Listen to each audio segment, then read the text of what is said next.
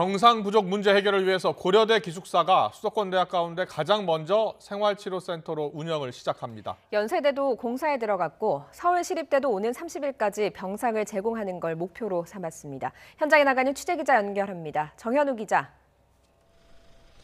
네, 고려대학교 안암 캠퍼스 외국인 기숙사 앞에 나와 있습니다. 네, 지금 정기자가 나가 있는 기숙사가 앞으로 생활치료센터로 운영이 되는 거죠? 네, 그렇습니다. 최근 준공돼서 외국인 교직원과 학생들이 이용하게 될 기숙사였는데요. 오늘부터 한 달 동안 안에 있는 호실 150개가 생활치료센터로 운영되게 됩니다.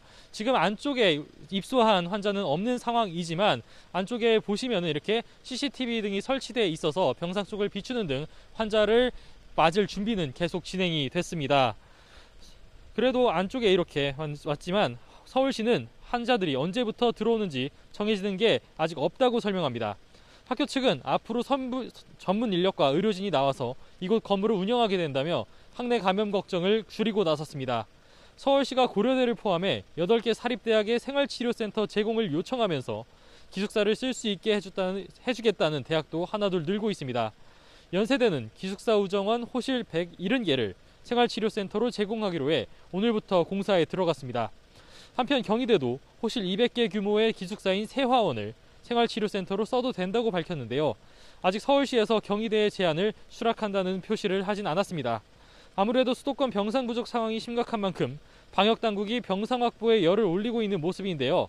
생활치료센터 등을 확충하면서 수도권의 하루 이상 대기 환자는 248명까지 줄어들었습니다. 하지만 중환자 병상은 수도권에 10개 정도만 남아있어 비상인 상황은 여전한데요. 수도권 가운데 경기도와 인천엔 가용 병상이 1개씩 남았고 서울엔 8개가 남아있는 상황입니다. 네, 일상 곳곳에서 집단 감염이 이어지고 있습니다. 관련 내용도 정리해 주시죠. 네, 우선 요양시설과 병원 쪽에서의 집단 감염 상황이 계속 이어지고 있습니다.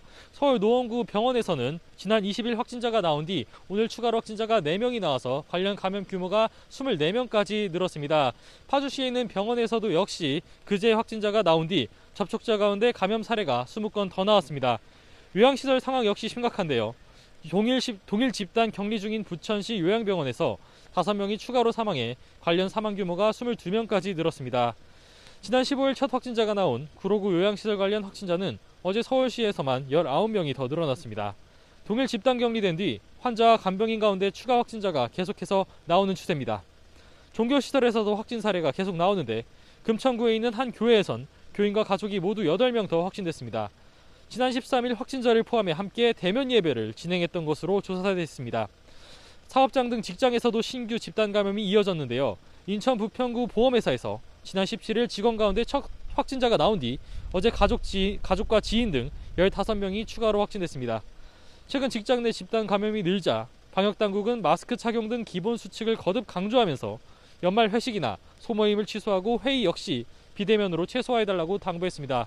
지금까지 서울 고려대 안암 캠퍼스에서 YTN 정현우입니다.